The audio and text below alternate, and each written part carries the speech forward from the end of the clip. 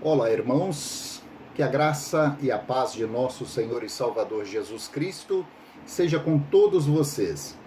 Bem-vindos à nossa Escola Bíblica Dominical.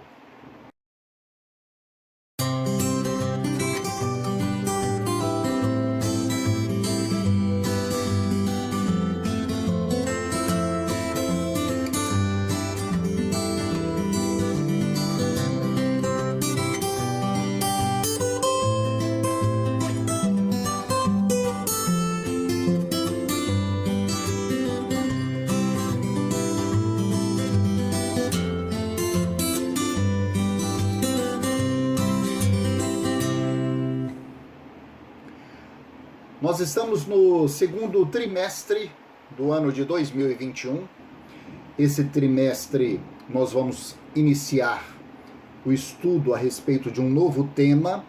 E o tema desse trimestre é Família Cristã, eu e a minha casa serviremos ao Senhor. E essa lição é a lição de número 8, cujo tema é a família, obra-prima de Deus. Antes de nós darmos início à nossa lição, vamos fazer a nossa oração. Feche os seus olhos. Senhor, em nome de Jesus, nós viemos à tua santa presença em oração. Fazemos a ti, meu Deus, confissão dos nossos erros, dos nossos pecados e das nossas falhas. E clamamos, meu Deus, pelo sangue precioso que Jesus derramou na cruz e pedimos, Pai, perdoa os nossos pecados, nos purifica, nos santifica, nos cura, nos limpa, nos lava e nos conduza pelo teu Santo Espírito a essa aula que nós vamos ter. Desde agora nós te agradecemos em nome do Pai, do Filho e do Santo Espírito de Deus. Amém. Amém? Lição 8, a família, obra-prima de Deus. O texto base desta lição está em Gênesis capítulo 1, versículo 28, que diz assim: E Deus os abençoou, e Deus lhes disse, frutificai e multiplicai-vos, e enchei a terra e sujeitai-a. Os objetivos. Após essa aula, nós deveremos estar aptos a definir o conceito de família, enumerar as principais atribuições da família e citar algumas características de Deus como nosso Pai. A verdade prática da lição diz: a família é uma instituição divina. Cada um dos seus membros deve fazer a sua parte a fim de promover a felicidade, a integridade e o fortalecimento da união familiar e desempenhar a sua missão bíblica para a glória de Deus. Então você vê que já na verdade prática da lição, a nossa lição ela afirma que a família é uma instituição divina, ou seja, foi Deus quem instituiu a família, né? E cada um de nós deve fazer a sua parte, deve contribuir, né, para promover o quê? Felicidade, integridade e fortalecimento da união familiar, né? Exercendo e desempenhando a missão bíblica, que é tudo para a glória de Deus. Então nós formamos a nossa família, nós temos os nossos filhos, nós realmente vivemos num núcleo familiar, né, onde Deus deve ser o centro de todas as coisas e a quem deve ser destinada toda a honra e toda a glória. Portanto, a nossa família, ela deve glorificar ao Senhor através do nosso comportamento e do nosso viver.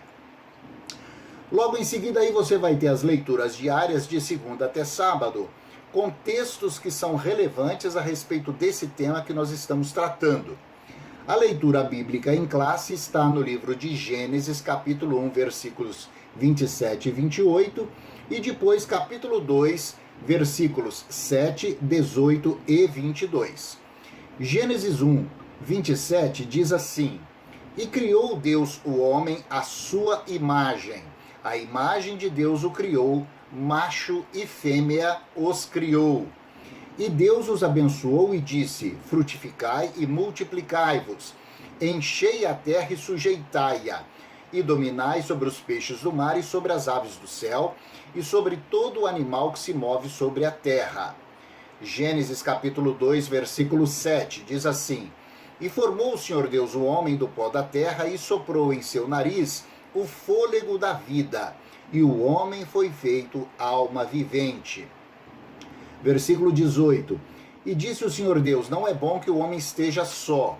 Far-lhe-ei uma adjutora que esteja como diante dele. Verso 22. E da costela que o Senhor Deus tomou do homem, formou uma mulher e trouxe-a a Adão. Irmãos, essa é a passagem, não é, maravilhosa da Bíblia Sagrada que fala a respeito da criação, né? Primeiramente do homem e depois como Deus formou a mulher através da costela do próprio homem, não é? E da instituição da própria família, né? No versículo 28 de Gênesis capítulo 1, a palavra do Senhor diz assim, olha, Deus os abençoou e disse: frutificai e multiplicai-vos. Olha aí, um dos grandes objetivos da família, do núcleo familiar.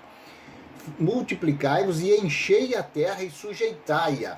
Dominai sobre peixes do mar, sobre aves do céu e sobre todo animal que se move sobre a terra. Deus instituiu o homem e a mulher, e instituiu a família. Deus formou o homem e a mulher e instituiu a família. Para quê? Para que se multipliquem, para que encham a terra e para que dominem sobre a terra. O texto que nós lemos fala que Deus os constituiu macho e fêmea, homem e mulher, um casal, para que pudesse formar um núcleo de uma família, e desse núcleo dessa família constituir filhos, não é? A introdução do segundo trimestre da nossa EBD. Com esta lição, nós damos início a uma série de ensinamentos bíblicos acerca da integridade e do bem-estar da família. Trataremos também de conceitos e de padrões bíblicos estabelecidos por Deus para a bênção e felicidade desta instituição.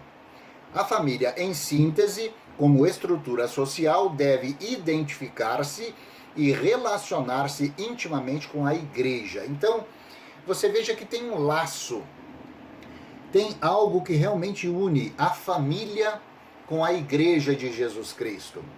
Nós vamos ver no decorrer dessa série de lições que nós vamos ter, a ligação íntima e direta que existe entre a família constituída por Deus e a igreja do Senhor Jesus. Então, nós vamos ver que a igreja, ela é constituída por diversas famílias, não é? A família, muitas das vezes, ela pode até existir sem uma igreja, mas uma igreja, ela não existe sem uma família. Amém? Tópico 1, conceito e atribuições da família. 1, conceito.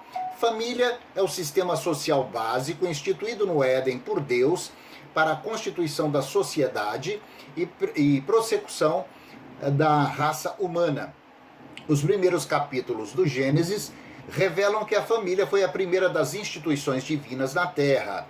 Jesus utilizou-se da família para ilustrar certos atributos, atos, qualidades e dádivas de Deus, como o amor, o perdão, a longanimidade, a paternidade.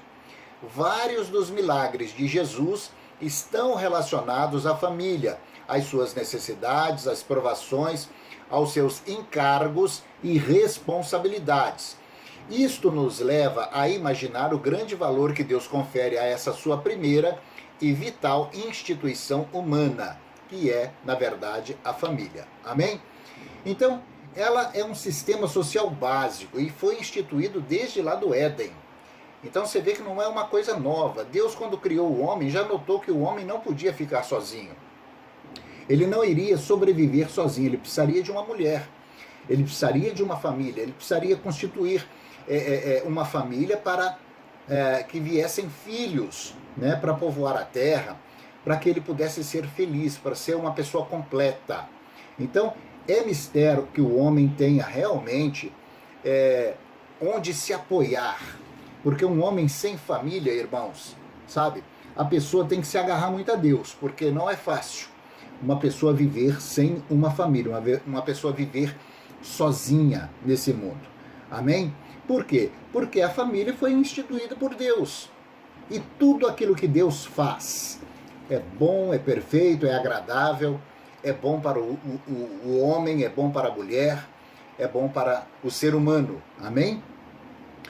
2. Atribuições da família. Dentre as muitas atribuições da família, enumeramos algumas consideradas relevantes. A. Vida íntima conjugal. Só o casamento justifica e legitima a união sexual marido e mulher. Logo, no primeiro capítulo da Bíblia está escrito a respeito do primeiro casal. Deus lhes disse: frutificai e multiplicai-vos e enchei a terra. Como se dá tal multiplicação? Pela união física do casal, que deve decorrer do amor e do consenso mútuo.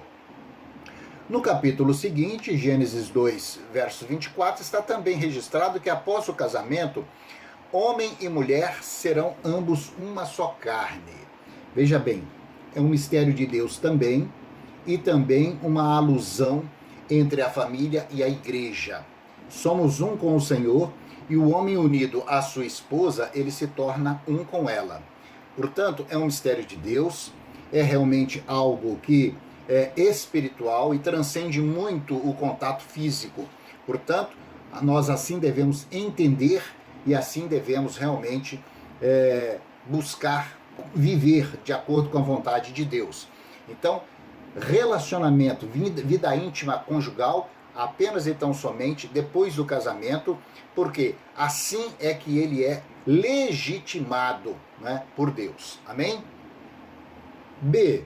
Propagação do gênero humano. Esse foi um dos propósitos de Deus quando da instituição da família, a geração de filhos, para o povoamento da terra e a prossecução do gênero humano.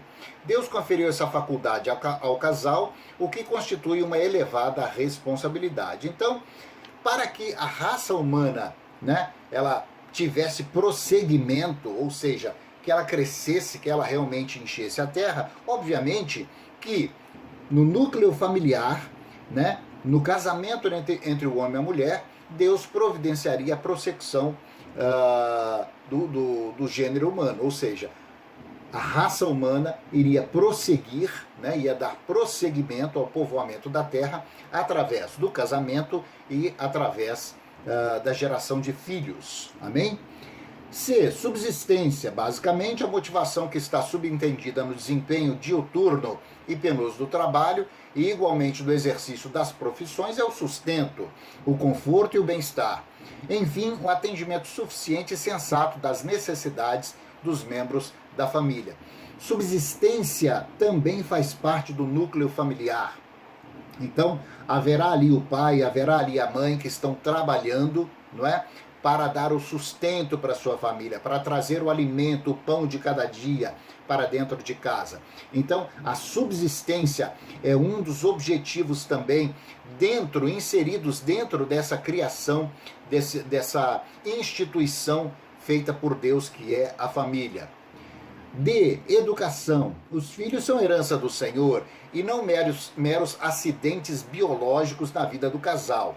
Cada filho que nasce ou que é admitido na família importa em 5 principais responsabilidades para os pais. Um corpinho para cuidar, vestuário, saúde, etc. Um estômago para alimentar, uma personalidade para formar, uma mente para educar e uma pessoa completa para ser conduzida a Cristo, seu Salvador e seu Senhor. Então, educação, dever dos pais e realmente algo instituído pelo Senhor dentro do núcleo familiar. Amém? Letra E, proteção. É a responsabilidade dos pais de prover no lar paz, harmonia, sossego, união, proteção e amparo. Vejamos as lições espirituais de Deuteronômio, capítulo 22, versículo 8. Então, é também responsabilidade dos pais prover no lar a paz, a harmonia, o sossego, a união, a proteção, o amparo, não é? A convivência harmoniosa entre os pais e os filhos, não é? Enfim, um ambiente propício para que a criança cresça de uma forma saudável. Letra F, afeto. As relações afetuosas, fraternas e cordiais, iniciam-se na família. É nesse ambiente propício e acolhedor que a criança recebe o afeto, o cuidado amoroso dos pais e dos irmãos mais velhos e aprende a praticá-lo. Então, o afeto também, um sentimento tão importante é a criança ter, né, no núcleo familiar, né, essa sensação de afeto, de amor, de cuidado, de carinho entre os pais e os irmãos. Amém? Aleluia! Tópico 2. A família de Deus. Deus valoriza tanto a família que a tomou como exemplo para ilustrar o seu relacionamento com a igreja, como já mostramos na introdução. Deus nosso Pai. Deus é o nosso supremo exemplo quanto ao papel da paternidade. Vejamos algumas de suas características como nosso Pai celestial. Pai cuidadoso e provedor que jamais falha. Ele cuida de cada um dos seus filhos e de suas necessidades. Ele que já nos deu a suprema dádiva do céu, Jesus, não nos daria também com ele todas as coisas? Então você vê, irmãos, que realmente Deus aí, nesse aspecto que nós estamos estudando, ele tem a face de um pai cuidadoso, daquele que provê, que jamais falha, que jamais deixa sua família passar necessidade, que jamais desampara, que está sempre trabalhando, correndo atrás para trazer o sustento, para trazer realmente aquilo que a sua família precisa. Esse é o perfil de pai cuidadoso. Amém? B, pai amoroso. Não há maior amor do que o de Deus por nós. Ele é de igual modo compassivo e amoroso para com o filho que erra. Isso aí nós vemos lá em Lucas capítulo 15, versículo 20. Realmente, o amor de Deus é imensurável, não é? Não existe amor maior do que o amor de Deus por nós, né? E ele é de igual modo compassivo e amoroso para com o filho que erra. Todos nós que erramos, né, temos aí à nossa disposição a misericórdia de Deus, o perdão de Deus, a reconciliação de Deus através do sacrifício de Jesus Cristo por nós na cruz do Calvário. Amém? C, pai que disciplina. O filho sempre está sujeito à disciplina amorosa do seu pai. A disciplina é um sinal do amor de Deus para com seus filhos, visando o seu benefício. Mediante a disciplina, Deus visa nos tornar melhores discípulos dele. Os termos disciplina e discípulo têm sua origem no mesmo radical latino, que significa aprender. Então é um pai que ensina. Mesmo quando nós passamos por uma disciplina que, naquele momento em que nós estamos passando, nós achamos ruim, achamos penoso, achamos realmente sofrido e tudo mais, mas quando Deus permite que nós passemos por uma situação como essa, é para o nosso bem, para que nós sejamos disciplinados. Assim como nós, pais, realmente pais humanos, disciplinamos os nossos filhos com amor, né, para que eles possam aprender os caminhos da vida, para que quando não tiver mais a nossa presença, eles possam tomar as suas decisões baseados naquilo que nós passamos para eles, né? D, pai perdoador. Lucas capítulo 15. Não há passagem que ilustre tão bem essa característica quanto a parábola do filho pródigo. Por mais que o filho erre, por mais que a pessoa realmente tropece, por mais que a pessoa realmente cometa gafes, enganos, erros, por mais que a pessoa peque, quando ela se arrepende e volta, ela tem os braços de um pai perdoador, pai misericordioso, pai de amor, esperando pela pessoa para que esse filho ou essa filha volte aos seus braços e ele a recebe de braços abertos. Tanto assim também, irmãos, como nós também perdoamos às vezes os erros dos nossos filhos, muito mais é o nosso Pai. Ele sempre está disposto a nos perdoar. Glória a Deus por isso. E pai consolador, conciliador. Na mesma parábola do filho pródigo, Jesus nos mostra que muitas das vezes os pais são os apropriados e idôneos mediadores de conflitos na família. O filho pródigo foi e gastou todo o seu recurso e ao retornar, o irmão não ficou satisfeito que o pai o recebesse. Ali houve a mediação do pai, né, para que houvesse novamente a harmonia dentro da família. O pai e a mãe têm essa obrigação de trazer a harmonia entre os irmãos, de trazer a harmonia entre os familiares, para que possa haver paz dentro de casa. Amém? Aleluia. 2. O relacionamento entre os irmãos. Segundo a Bíblia, os filhos de Deus devem sempre se relacionar bem uns com os outros, baseados no amor. Se amamos uns aos outros, Deus continua a habitar em nós e o seu amor é em nós aperfeiçoado. Louvado seja o nome do Senhor.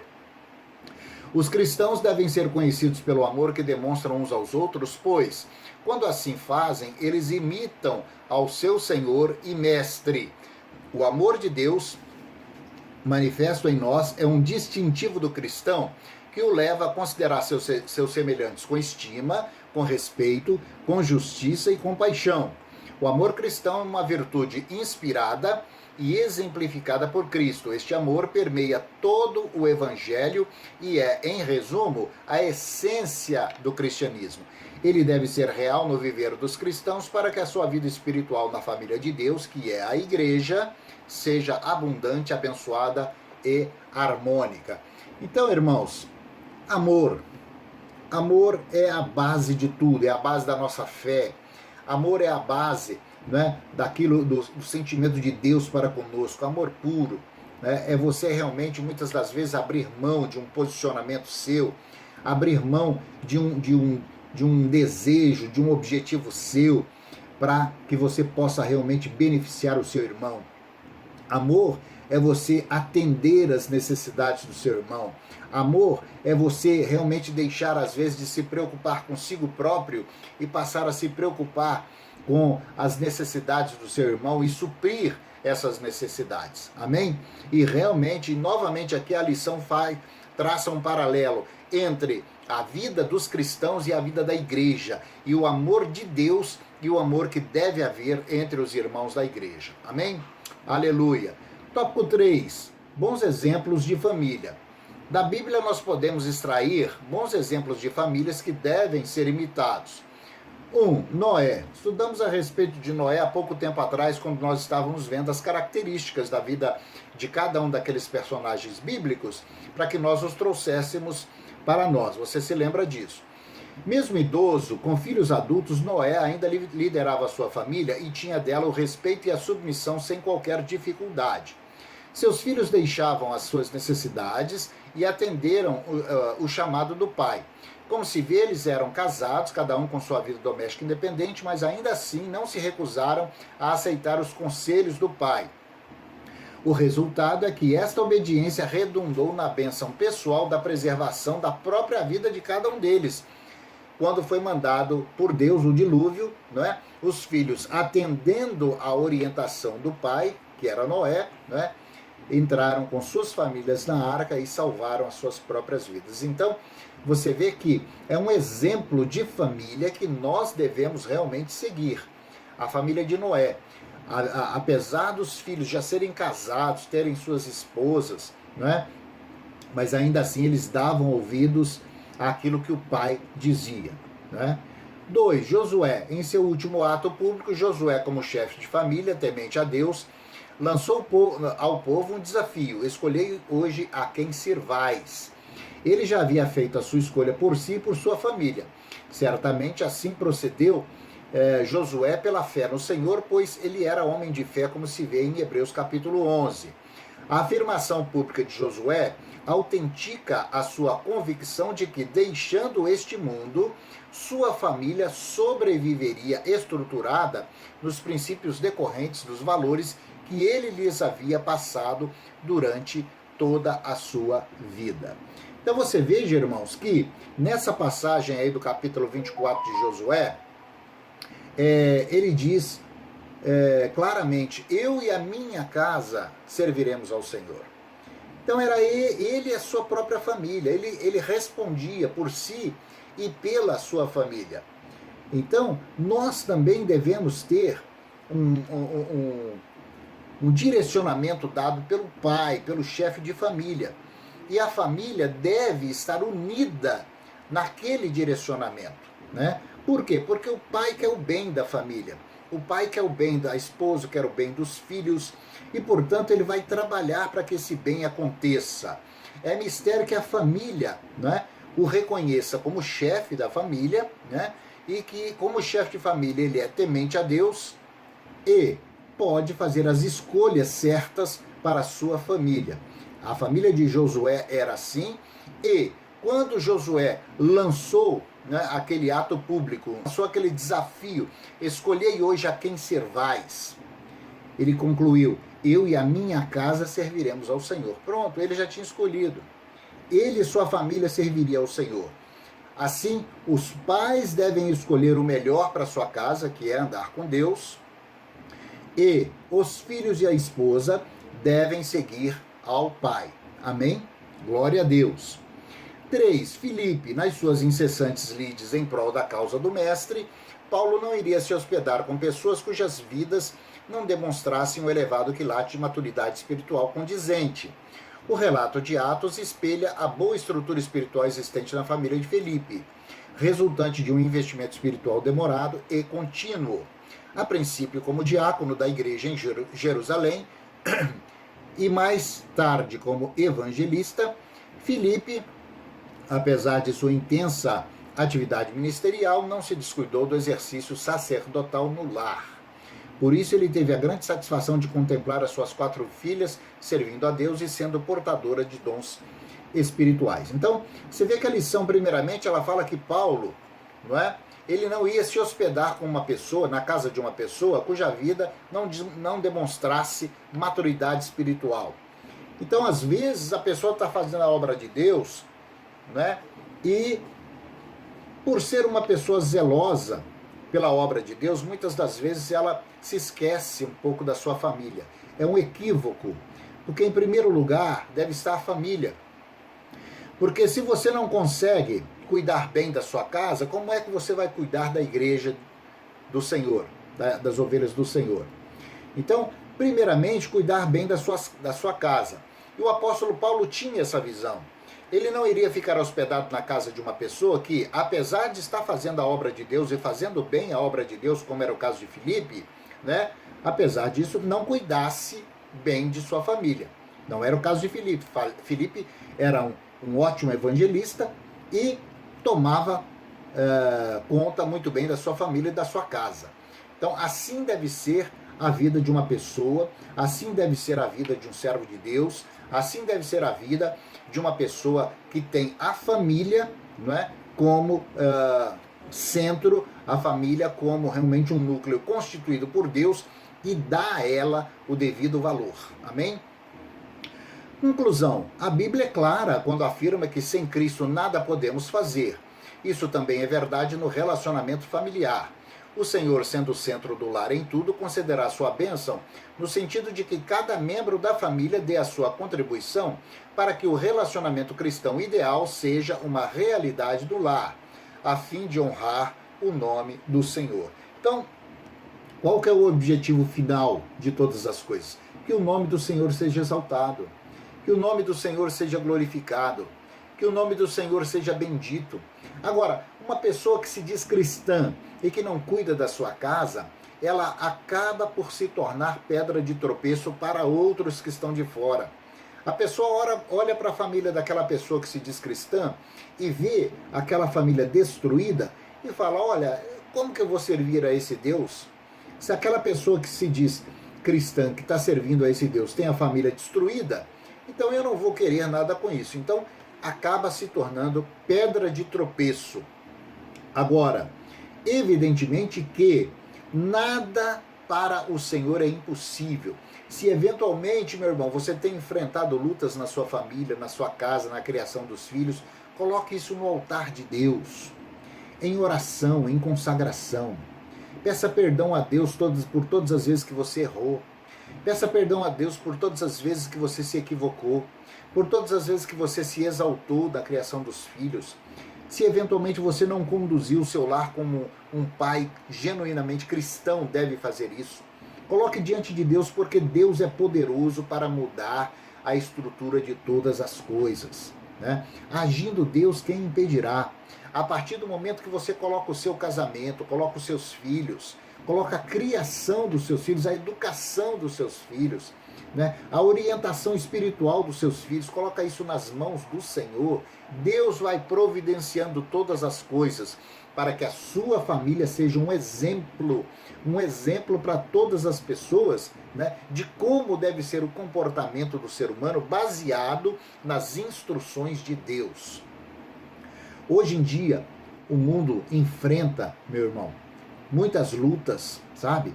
Muitas são as pessoas que perderam completamente a razão, sabe? Não vivem uma vida de uma forma razoável, de uma forma consciente. Acha que tudo é permitido, tudo é favorável, acha que nada é proibido. E a gente sabe que não é bem assim.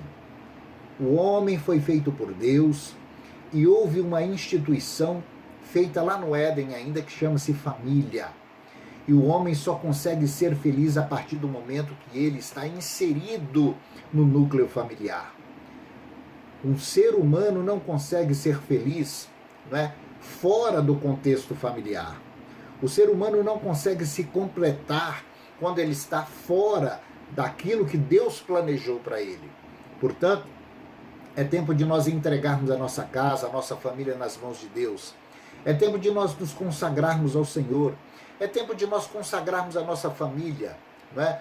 Nosso casamento, os votos que nós fizemos diante de Deus na igreja. E se não foram feitos esses votos, devem ser feitos, né, diante de Deus. O casamento, o seu relacionamento, os seus filhos, a criação dos filhos, né? O seu trabalho, o alimento que você põe dentro de casa, consagre a Deus. Consagre a Deus tudo aquilo que diz respeito à sua casa, à sua família, porque o Espírito Santo vai dar a direção e o nome do Senhor vai ser glorificado através da sua família. Então, creia nisso e realmente busque, né, colocar a sua casa alicerçada sobre a rocha que é Cristo Jesus. E a sua casa vai ser uma bênção, a sua família vai ser um exemplo para as pessoas que estão de fora. Amém? Aleluia. Logo em seguida aí você vai ter os exercícios para refletirmos a respeito desse tema relevante que nós damos início nessa lição de número 8, cujo tema é a família, obra-prima de Deus. Amém? Vamos orar? Glória a Deus.